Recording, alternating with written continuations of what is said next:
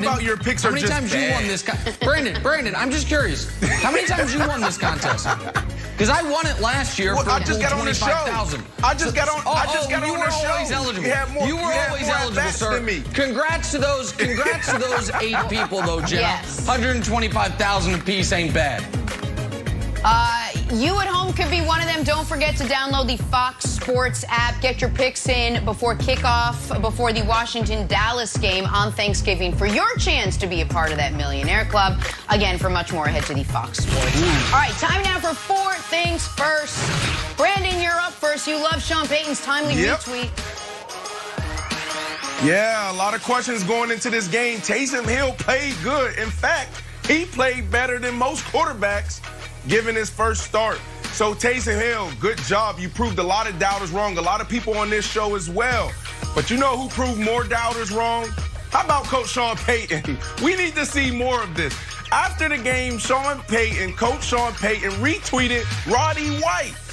He retweeted this guy talking about how great of a job the Falcons are going to do against the Saints because they're starting Taysom Hill, basically.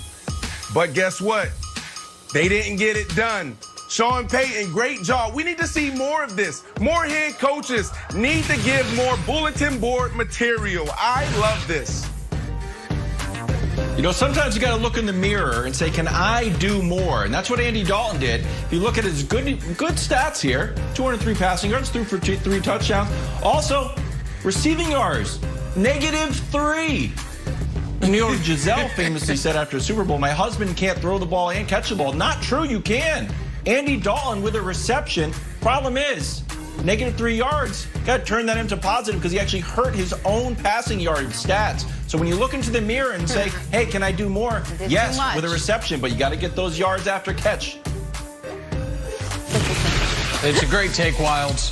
Here's another great take. The Lakers are going to win the title again. I'm not sure why anyone would think anything else. Biggest weakness on the roster last year was the center position. You had Dwight Howard and JaVale McGee. So how about you add one of the highest scorers off the bench in the league in Montrezl Harrell and Marc Gasol? What are you going to do without Danny Green? How about you add a younger, cheaper Danny Green, courtesy of the Milwaukee Bucks? Oh, bench scoring. How about Dennis Schroeder? Very, very active weekend for Rob Pelinka. Oh, and KCP is back as well. And it's of the best player in the league and the best big in the league. So Montrezl Harrell and Marc Gasol go to the Lakers while the Nuggets get worse. The Clippers do very little of anything except for lose Montrez. So props to the Lakers and LeBron on pending ring number 5. More on this developing story tomorrow, Jenna. All right, well, let's stay in the NBA. I love Donovan Mitchell, one of the brightest, most fun to watch young stars in the NBA. You know who agrees with me? The Utah Jazz. They, in this NBA free agent frenzy, gave him a 5-year, $195 million contract extension. I mean, it's so well-deserved. My issue for such a smart player is some questionable moves he made in this video he posted. I have 3 issues with it. Number 1, takes off his shirt, leaves on his socks to jump in the pool. Number 2, he's got a deep end, tries to dive into the shallow end. That's not smart at all.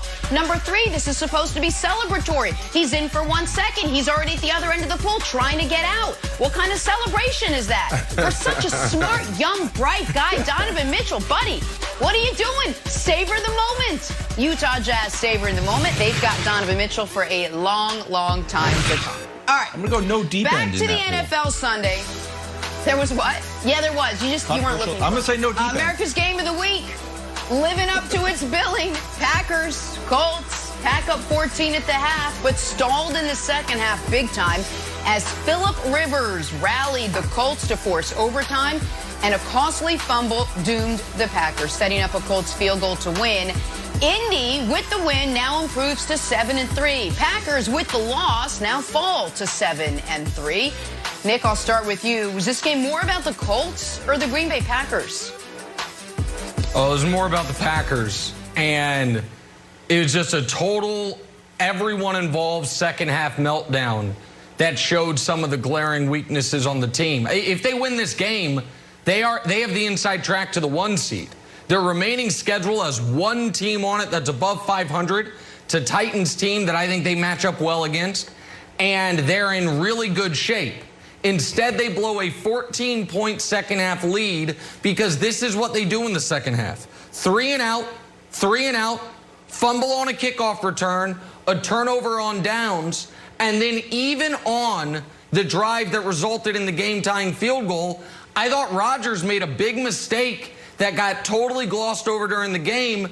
He spiked the ball on 1st and 10 with 42 seconds left inside the 15-yard line. They had time. They needed the down. A touchdown is what you're going for there, not a field goal. So everyone made a mistake. You had a wide receiver fumble the ball in overtime in Valdez-Scantling. Shepard fumbled the kickoff return. Offense couldn't get going. And Brandon, they got bullied at the line of scrimmage. They got bullied at the line of scrimmage, not being able to stop the Colts running game and not trusting their own running game. They have a 4th and 1 in a critical moment in the game, the turnover on downs I was referring to. They run a little like almost fade pass to Jamal Williams out of the backfield. Like, so they didn't trust their big people against the Colts' big people. And so I think this is a very, very tough and damaging loss for Green Bay, considering the way they dominated the first half of this football game. Yeah, and Nick, for me, it's about both teams. And if you actually respected the Colts more and you listened to your buddy Wilds more, your answer would probably be different. For weeks now, Wilds been calling the committee and asking, please, guys, respect the Colts and what they're doing. Like, look, when you look at Wilds, right? But when you look at this game, you know, you got to start with Phillip Rivers. And yeah, you're right. You know, for the last week or two, you've been highlighting his woe, his like where his struggles have been throughout his career. But Phillip Rivers is playing more decisive. He's playing really smart, and he's actually playing with explosion. Like, he's getting that ball out of his hands so fast, and he's so deliberate with what he's doing and all of his movement in the pocket, and that's why this team is trending in the right direction. The defense, we know this defense is one of the better defenses. They're the #1 defense in the league right now. We know that. All they need is Phillip Rivers to not turn the ball over. He had one yesterday, and then there was moments in the game where like, and we're going to get that bad Phillips. But he continued just to get back up and be more consistent. I thought both of these teams played really well, Kevin. When you look at Aaron Rodgers, there were some moments in the game, too, where, you know, the ball could have been going the other way. But both of those guys put their team in position at the end of the game to take control. And that's what we saw. This game come down to the 2-minute drill. And Valdez-Scantling, however you say this young man's name, he has like 3 last names. That was the difference. That's all you want, is to be right in position towards the end of the game, and you can't let this happen. That ride home for this young man was brutal.